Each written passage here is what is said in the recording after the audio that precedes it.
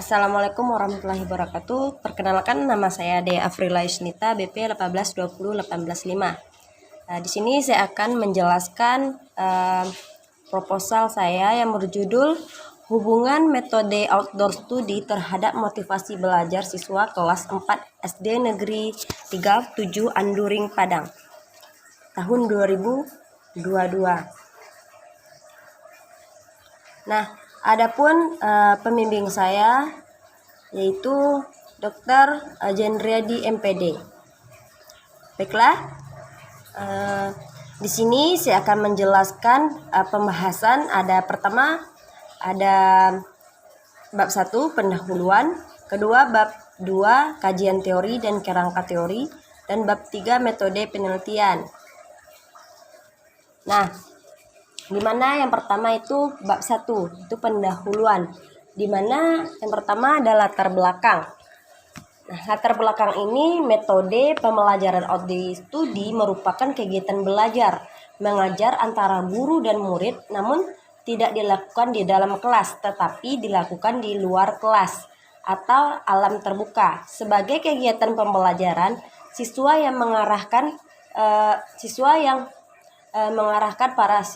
guru mengarahkan para siswa untuk melakukan aktivitas yang bisa membawa mereka pada perubahan perilaku, di mana kegiatan belajar di luar kelas atau outdoor study ini dipercaya mampu mendorong motivasi belajar peserta didik. Di mana dengan demikian pendidikan bukan sekedar memberikan pengetahuan saja dan melatih keterampilan. Pendidikan ini berfungsi mengembangkan potensi yang telah dimiliki peserta didik sebagai andaikan peserta didik itu sebuah botol kosong yang harus diisi air. Keberhasilan memberikan tunjangan oleh banyak faktor, diantaranya adalah faktor lingkungan sekolah, sarana prasarana, dan pendidik. Dari beberapa faktor, ada pendidik menjadi salah satu faktor utama yang sangat berpengaruh terhadap keberhasilan tujuan belajar, karena dengan demikian pendidik secara langsung dapat merubah pembimbing yang meningkatkan kecerdasan serta keterampilan peserta didik dalam pengetahuan tugasnya. Nah, outdoor study ini merupakan metode pembelajaran di luar kelas yang dapat dilakukan oleh peserta didik untuk mentransfer ilmu pengetahuan pembelajaran yang tidak dilakukan di dalam kelas seperti pada umumnya, namun dilakukan ini di dalam kelas di alam bebas, namun lingkungan sekitar sekolah yang dapat dijadikan sebagai sumber belajar. Nah, jadi dengan selain itu pembelajaran ini berlangsung, sebagian peserta didik mengeluh bahwa karena di dalam kelas itu peserta didik merasa bosan dan jenuh dalam proses pembelajaran. Nah, dan ada salah satu peserta didik yang mengungkapkan pendapatnya bahwa belajar di dalam kelas itu suatu hal yang membosankan. Dirinya ingin sekali dibawa belajar di luar kelas seperti di taman, di lingkungan sekitar sekolah. Nah, pada dasarnya peserta didik merasa bosan melakukan kegiatan pembelajaran di dalam kelas karena kegiatan tersebut merupakan kegiatan sehari-harinya yang dilakukannya. Belajar tidak hanya dibatasi oleh dinding kelas, dimanapun dan kapanpun belajar bisa dilakukan. Nah, metode pembelajaran outdoor study ini merupakan kegiatan mengajar antara guru dan murid, namun tidak dilakukan di dalam kelas, tetapi dilakukan di luar kelas atau alam terbuka. Sebagai kegiatan pembelajaran,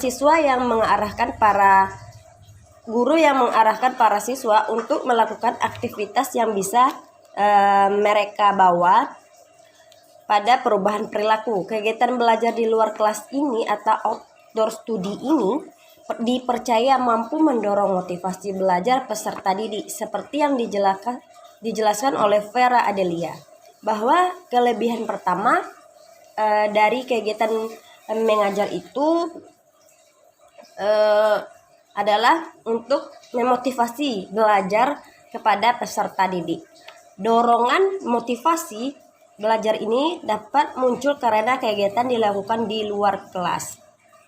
Nah, pembelajaran atau studi ini bukan hanya memindahkan pembelajaran ke luar kelas, tapi dilakukan dengan mengajak peserta didik menyatu dengan alam dan melakukan beberapa aktivitas yang mengarah peserta didik agar terwujudnya perubahan perilaku terhadap lingkungan, baik itu perilaku lingkungan sosial melalui tahap-tahap dan tanggung jawabnya, toleransi, peduli, sopan, santun, serta rendah hati, perhatian dan disiplin, dan lain sebagainya. Nah, sebagian dengan cara melakukan berbagai kegiatan, yakni kayak outdoor study. Nah, jadi penggunaan metode outdoor study ini ada belajar di kelas dan metode outdoor study. Belajar kelas ini kita tadi telah menjelaskan bahwa pembelajaran ini bukan hanya untuk memindahkan pembelajaran ke luar kelas, tetapi di alam bisa mengajak peserta didik itu menyatu dengan alam terbuka, beberapa aktivitas yang mengarahkan pada terwujudnya perubahan perilaku terhadap lingkungan, baik itu berupa lingkungan alam maupun lingkungan sosial melalui tahap-tahap dan tanggung jawab tadi. Nah, yang kedua, metode outdoor study ini itu metode di mana guru ini mengajak peserta didik untuk belajar di luar kelas, untuk melihat langsung atau terjun langsung di lapangan dengan tujuan untuk mengakrabkan siswa dengan lingkungannya. Itu menurut Gusman 2013. Nah, adanya penjelasan ini, para ahli tersebut dapat disimpulkan bahwa penerapan metode outdoor study ini yaitu untuk mendorong peserta didik untuk menciptakan kesadaran dan pemahamannya, cara menghargai alam dan lingkungan, serta hidup berdampingan di tengah perbedaan suku, ideologi, agama, politik, dan ras, bahasa, dan lain sebagainya. Nah, kemudian bertambahnya motivasi tentu akan mempengaruhi hasil belajar belajar siswa dalam proses pembelajaran yang baik, sehingga meningkatkan nilai untuk proses pembelajaran siswa tersebut. Nah, selanjutnya itu ada identitas masalah, di mana berdasarkan latar belakang tadi, maka rumusan masalah dalam penelitian ini adalah terdapat kurangnya ketertarikan siswa, di mana tadi siswa merasa bosan. Nah, itu termasuk kurangnya ketertarikan siswa pada proses pelaksanaan pembelajaran di dalam kelas. Nah, terdapat masalah pada motivasi belajar siswa kelas 4 berdampak pada hasil belajar yang berada di bawah KKM. Nah, terdapat itu kendala dalam penggunaan metode outdoor study ini atau meminimnya penggunaan metode outdoor study ini sehingga mengakibatkan proses pembelajaran terasa membosankan di dalam ruangan. Nah, yang kedua selanjutnya itu rumusan masalah. Nah, berdasarkan latar belakang di atas, maka rumusan masalah dalam penelitian ini adalah yang pertama, bagaimana penerapan metode outdoor study ini terhadap motivasi belajar siswa kelas 4 di SD Negeri 37 Anduring Padang. Nah, yang kedua itu apakah pengaruh metode outdoor study ini terhadap motivasi belajar siswa kelas 4 di SD Anduring Padang ini. Nah, adapun tujuan penelitian itu pertama untuk mengetahui penerapan metode outdoor study terhadap motivasi belajar siswa kelas 4 SD Negeri 3 Anduring Padang. Yang kedua, untuk mengetahui pengaruh metode outdoor study terhadap motivasi belajar siswa kelas 4 SD Negeri 37 Anduring Padang.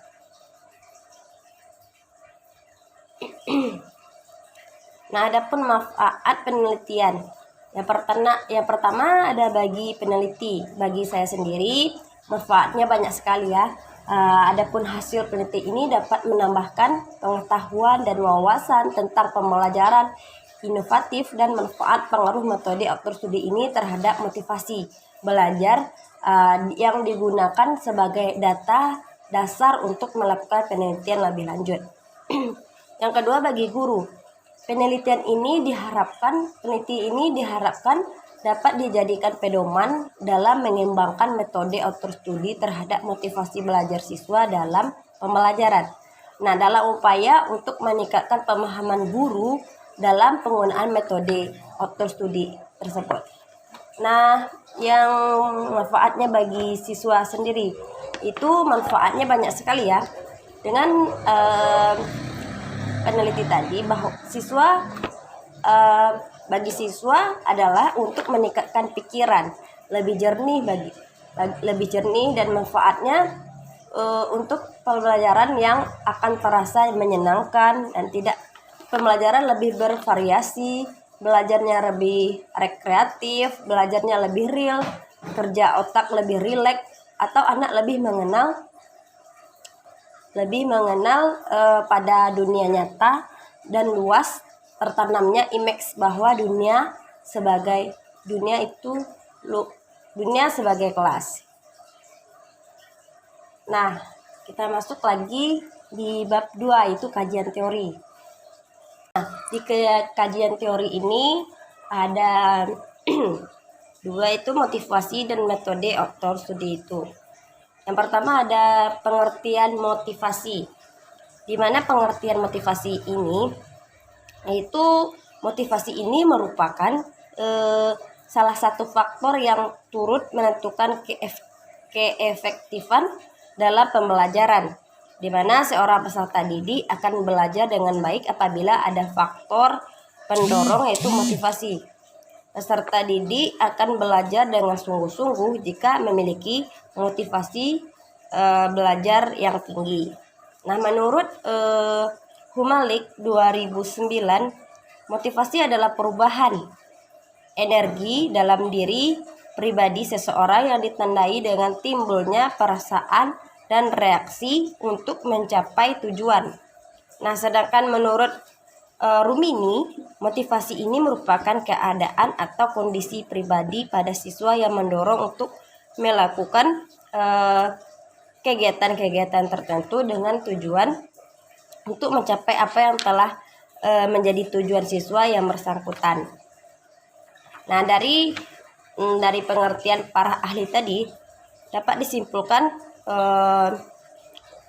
bahwa motivasi belajar itu seluruh daya penggerak psikis yang ada dalam diri individu siswa yang dapat memberikan dorongan untuk belajar demi mencapai tujuan dari belajar tersebut. Selanjutnya ada fungsi motivasi. Adapun fungsi motivasi ini yaitu menurut Purwanto Latifah 2015 berpendapat bahwa secara umum tujuan motivasi adalah untuk menggerakkan atau mengugah seseorang agar timbulnya keinginan dan kemauannya untuk melakukan sesuatu sehingga akan memperoleh hasil atau capaian tujuan tertentu. Nah, untuk mengenai fungsi motivasi ini, itu menurut Rajat Amati 2008 juga memiliki pendapat yang hampir sama dengan pendapat di atas. Menurutnya fungsi motivasi ini adalah memberi semangat dan mengaktifkan murid agar tetap berminat dan tetap siaga, memusatkan perhatian anak pada tugas-tugas tertentu yang berhubungan dengan pencapaian tujuan belajar. Nah, selanjutnya ada macam-macam motivasi. Nah,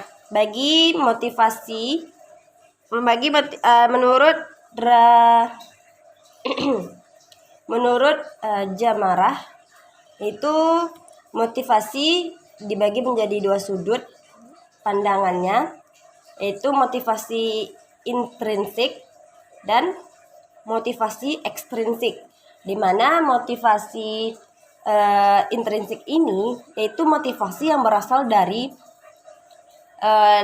dari dalam diri seseorang. Nah, sedangkan ekstrinsik ini motivasi yang berasal dari luar diri seseorang itu.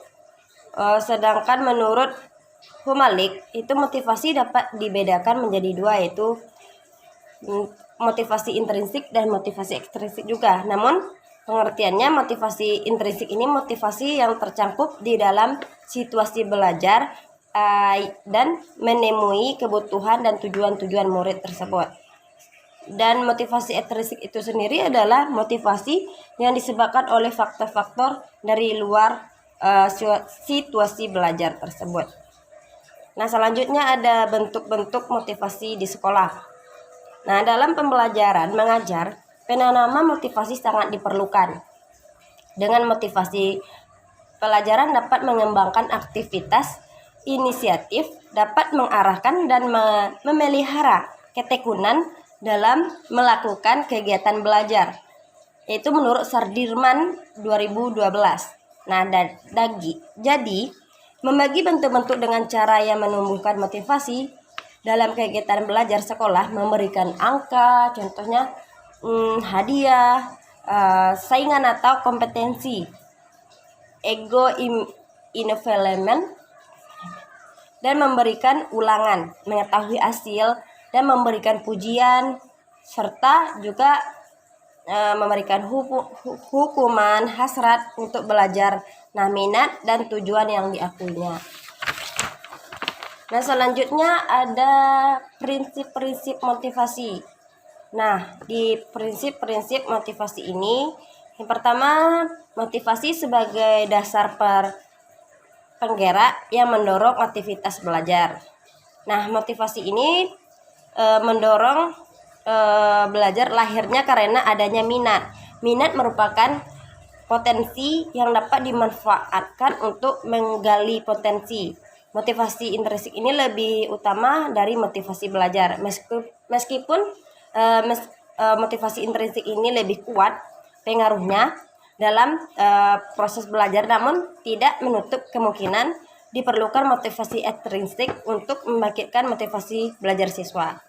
Nah, yang ketiga, selanjutnya ada indikator motivasi, di mana indikator ini mengungkapkan ciri-ciri siswa yang termotivasi adalah tekunnya menghadapi tugas, dapat belajar, bekerja terus-menerus dalam waktu yang lama, tidak pernah berhenti sebelum selesai, ulet menghadapi kesulitan, tidak lekas putus asa, dan menunjukkan minat terhadap macam-macam masalah. Selanjutnya lebih senang bekerja mandiri, cepat bosan pada tugas-tugas yang rutin.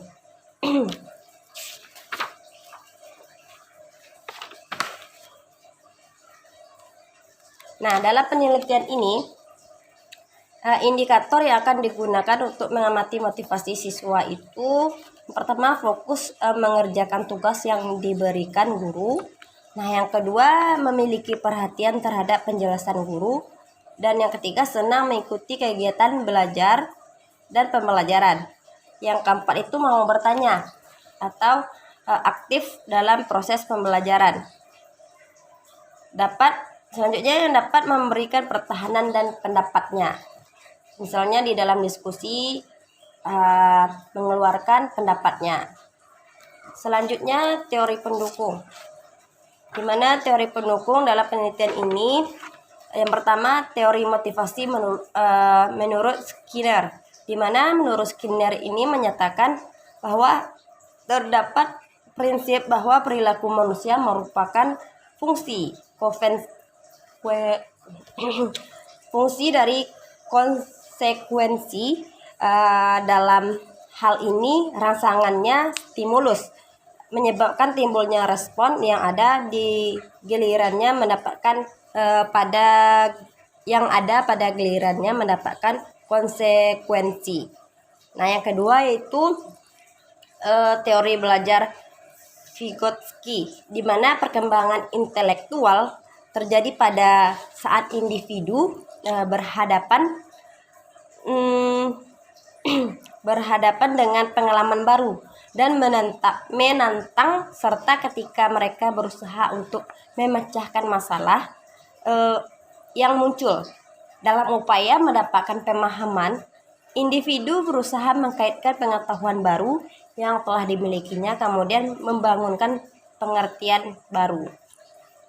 Nah, jadi teori Vygotsky ini mendefinisikan jarak antara level perkembangan aktual yang ditentukan oleh perkembangan individu tadi, memecahkan masalah secara mandiri, dan level perkembangan yang ditentukan oleh kemampuan individu tersebut memecahkan suatu masalah dengan bantuan orang lain yang lebih dewasa atau yang lebih berkolaborasi dengan pasangannya. Nah, kita lanjut di metode outdoor study ini. Itu ada pengertiannya. Yang pertama, metode outdoor study ini merupakan kegiatan menyampaikan pelajaran di luar kelas, sehingga kegiatan atau aktivitas belajar mengajar berlangsung di luar kelas di alam bebas. Nah, sedangkan menurut Karjanawati, metode outdoor study ini merupakan metode di mana guru mengajak siswa belajar di luar kelas untuk melihat peristiwa langsung di lapangan dengan tujuan untuk mengakrabkan siswa tadi dengan lingkungan. Nah, melalui metode outdoor study ini, lingkungan di luar sekolah dapat digunakan sebagai sumber belajar. Peran guru di sini adalah sebagai motivator. Artinya guru sebagai pembimbing atau pemandu agar siswa belajar secara aktif, kreatif, dan akrab dengan lingkungannya. Jadi dapat disimpulkan metode outdoor study ini adalah kegiatan pembelajaran di luar kelas yang mempunyai sifat yang menyenangkan, di mana melalui kegiatan pembelajaran di luar kelas ini diberikan kesempatan untuk menuangkan potensi diri sekaligus menyalurkan kebutuhan manusia untuk berinteraksi dengan alam dan sesama manusia dalam suasana di luar ruangan, dan dapat menimbulkan nilai spiritual siswa terhadap ciptaan Tuhan Yang Maha Esa. Nah, selanjutnya itu ada kelebihan dan kekurangan metode outdoor study ini. Setiap media pembelajaran pasti ada kelebihan dan kekurangannya. Begitu pula dengan media audiovisual. Dalam penggunaan ada beberapa kelebihan dan kegunaannya. Dalam media audiovisual ini menurut Muhammad Fadilah, yaitu kelebihannya mengajar para siswa di luar kelas memiliki arti penting yang sangat luas. Bahkan ini tidak bisa dihidupkan dari dalam kelas. Kegiatan belajar di luar kelas ini berupa pemberian semangat kepada peserta didik dalam proses pembelajaran yang memiliki arti penting yang bisa diperoleh para siswa dan para guru. Nah, metode outdoor studi itu sendiri dari tahap persiapan, pelaksanaan, tahap evaluasi. Nah, metode outdoor studi ini memiliki kelebihan, di mana kelebihan belajar lebih menarik dan tidak membosankan. Siswa duduk berjam-jam sehingga motivasi belajar siswa akan lebih tinggi. Hakikat belajar akan lebih bermakna sebab siswa dihadapkan dengan situasi dan keadaan yang sebenarnya atau bersifat alami. Nah, bahan-bahan yang terdapat dipelajari lebih karya serta faktual sehingga kebenarannya akurat.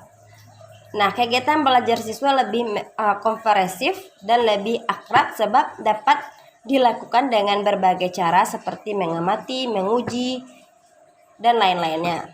Nah, sumber belajar lebih kaya sebab lingkungan yang dapat dipelajari bisa beraneka ragam seperti lingkungan sosial, lingkungan alam, lingkungan buatan, dan lain sebagainya. Nah, namun demikian metode outdoor study ini juga memiliki beberapa kekurangan.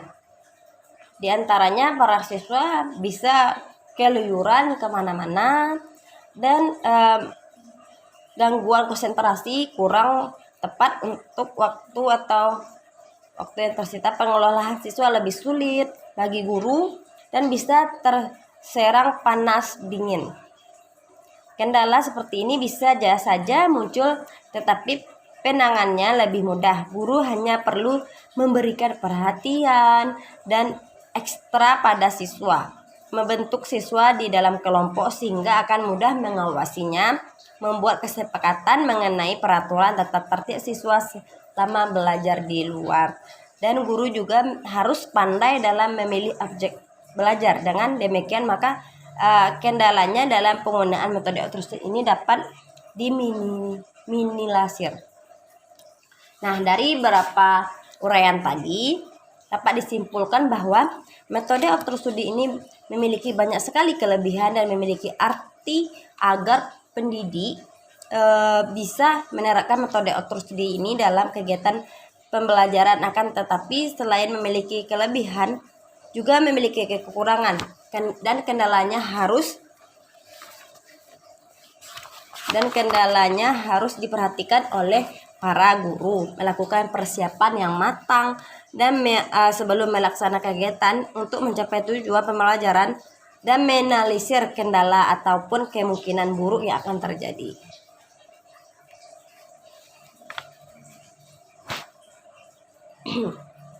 Nah, itulah tadi bab 2 ada kajian teori, motivasi dan metode outsourcing. Jadi untuk bab 2 ini adapun untuk langkah-langkahnya untuk pembelajaran outsourcing ini, itu pertama pendidik atau guru harus memberikan arahan terlebih dahulu sebelum kepada peserta didik bahwa akan melakukan kegiatan observasi di luar kelas. Terlebih dahulu guru harus memberikan pengumuman atau pemberitahuan. Dan yang kedua, guru mengajak peserta didik untuk dibawa keluar kelas menuju lokasi akan dituju, yaitu sebuah sanggar, misalnya taman dan lain sebagainya. Yang ketiga, selanjutnya pendidik membuka kegiatan pembelajaran, meminta setiap peserta didik berkumpul bersama kelompoknya dan melakukan ekspresi serta memberikan motivasi seperti ice breaking untuk penyemangat pembelajaran. Nah, kita lanjut aja. Yang ketiga itu bab 3 itu metode penelitian. Gimana jenis penelitian? Nah, jenis penelitian ini ada penelitian eksperimen.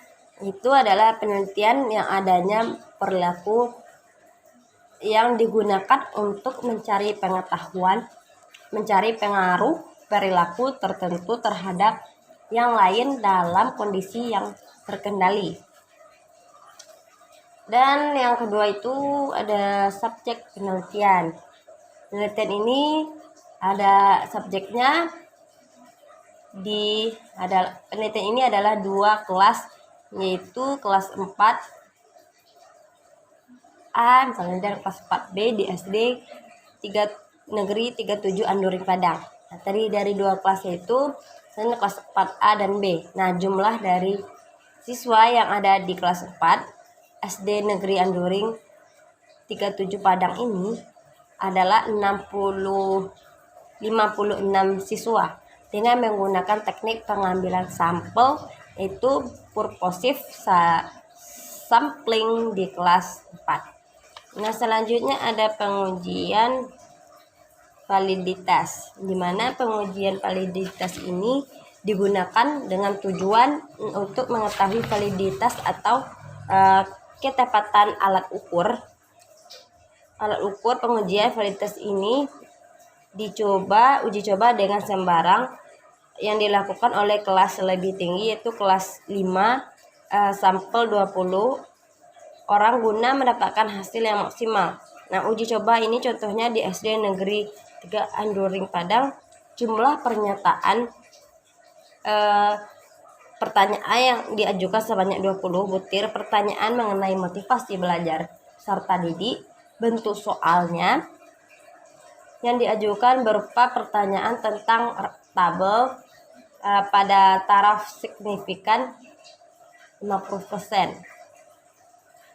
Dalam uji reliabilitas, metode yang digunakan untuk melihat data reliabilitas dengan metode Coefficient yang digunakan peneliti ini.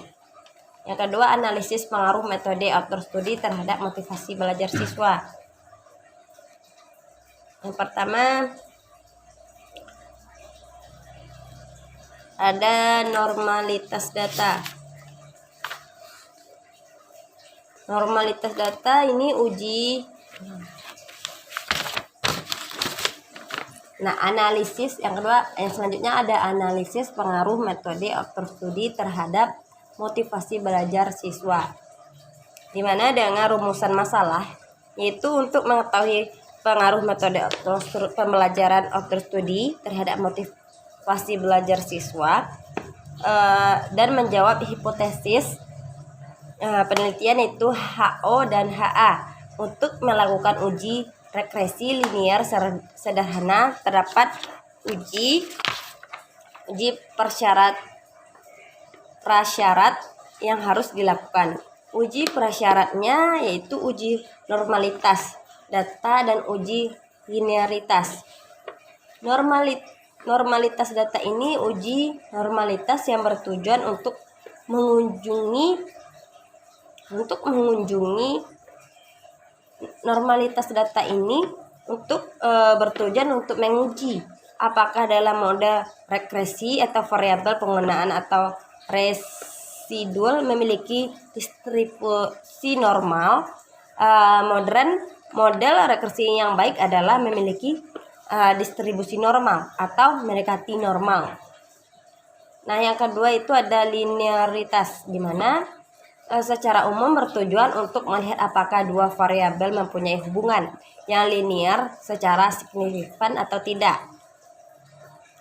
Yang ketiga itu regresi linear sederhana yang memiliki persamaan regresi linear sederhana, analisis korelasi, analisis koefisien determinasi. Regresi linear sederhana ini adalah suatu proses perkiraan secara sistematis tentang apa yang paling mungkin terdapat di masa yang akan datang berdasarkan inovasi masa lalu dan sekarang yang dimiliki agar kesalahannya tidak diperkecil. Dengan kata lain, regresi dapat diartikan sebagai usaha perkiraan perubahan. Selanjutnya yang terakhir itu persamaan regresi linear sederhana. Nah, setelah uji coba soal dilakukan, kemudian dilakukan analisis item soal yang mengetahui baik atau tidaknya suatu item soal tersebut. Analisis soal antara lain bertujuan untuk mengadakan identitas soal yang baik. Kurang baik atau jeleknya dengan analisis soal ini maka dapat diketahui baik atau tidaknya sebuah soal dengan tujuan untuk melakukan perbaikan. Nah, langkah-langkah yang dilakukan dalam menganalisis soal itu persamaan linear yang akan dibentuk, misalnya Y sama dengan A tambah B X. Nah, Y itu nilai terskipnya untuk variabel motivasi dan A-nya itu konstantanya, yang B koefisien regresinya, X itu variabel motivasi outdoor studinya. Nah, itulah penjelasan mengenai proposal dia itu yang berjudul pengaruh metode outdoor study ini terhadap motivasi belajar siswa kelas 4 SD Negeri 37 Andoring Padang. Terima kasih. Assalamualaikum warahmatullahi wabarakatuh.